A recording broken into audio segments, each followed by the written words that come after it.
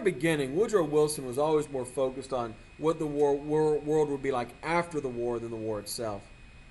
In 1918, Wilson presents the 14 points to Congress. 8 of these recommend border changes, primarily to the Austro-Hungarian and the Ottoman empires, which are going to kind of cease to exist after the war.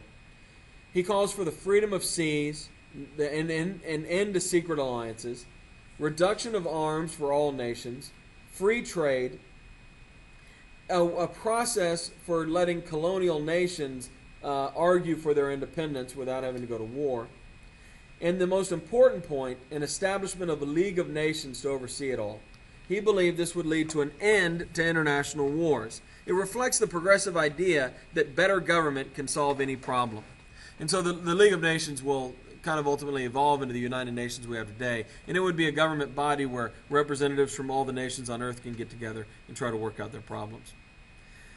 The British and the French want German land. They want to have an old-fashioned end of the war where the victor gets to take over a bunch of land from the loser, particularly France, who had lost land to Germany in a war in the 1800s. In the 1918 election, Wilson runs on the 14 points. He associates the Democratic Party with the 14 points. This angers the Republicans. The Republicans had come to support the war as well. And so they feel like he stabbed them in the back. The Democrats do well. They pick up seats in the House and the Senate. The election probably really turned on economic issues, but it created an appearance that there was a lack of support for the Republicans, and it turned the fight over the treaty to end the war into a Democrat versus Republican fight. This was a great mistake on Wilson's part politically.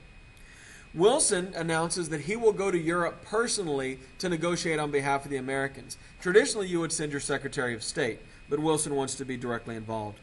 He brings a number of Democratic politicians, but he doesn't bring a single Republican, which further creates this rift between the Democrats and the Republicans. He's greeted in France by the largest crowd ever assembled in the history of that country. The British will send David Lloyd George as their prime minister. The French will send George Clemenceau, and the Italians will send Orlando Vittiero. The U.S., of course, has Woodrow Wilson. The European nations tend to be pragmatic. They want to know how much land they can gain. They want money from Germany to pay for the war. Wilson is idealistic. He wants to forget all about those things. He's not interested in reparations or land. He's interested in trying to prevent any more wars from ever happening. And of course, you also have the Russians who are not there, but the shadow of communism and its promise to spread throughout the world kind of looms over the whole thing. Wilson gets the boundaries he wants. He also gets a lot of progress towards a process to allow colonial nations to seek their independence. And eventually, he gets the European powers to agree to the 14 points in the League of Nations. But he can't prevent massive losses of land to Britain and France from Germany, and an incredibly impossible repayment schedule imposed on the Germans, who are going to be forced to pay for the entire war.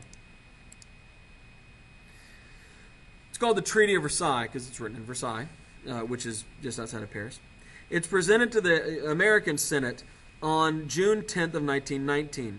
The Republicans, who see the treaty as Wilson's and feel like they weren't invited to the party, refuse to vote for it. Some argued they didn't want America becoming entangled into foreign affairs. Others saw it simply as a way to hurt the president. Henry Cabot Lodge, who's the chairman of the Foreign Relations Committee, personally hated Woodrow Wilson. And because he's chairman of the Foreign Relations Committee, he's able to bottle up the treaty in committee and not let it get onto the floor. The public was actually demanding we sign the treaty, but Lodge's strategy was simply to delay. The Republicans latch on to the sovereignty issue. They say that we're giving up American control of American troops by joining this League of Nations. And they demand a change to the language so that the League of Nations can't force us to send troops into combat. In reality, they're just buying time, hoping the public will lose interest in the treaty so they can kill it when it's not so popular. Wilson becomes intransigent. He refuses to negotiate. He refuses to compromise. He says, I went over and signed this treaty and gave these people my word, and if I change it now, I'll be going back on it. He goes on a 3-week-long, 8,000-mile whistle-stop tour. That means he speaks from the back of a train of the country. until on September 25th of 1919, he collapses in Colorado. He returns to Washington, D.C., where he suffers a major stroke and is bedridden. In fact, there's some chance that he was unconscious, and his wife and his doctor were essentially running the country, although historians disagree about that.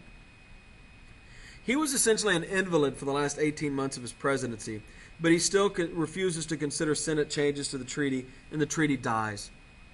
Wilson believes that the election of 1920 will be all about the treaty, but as America always does, that was yesterday's news. We lost interest, and we're going to move on to other issues.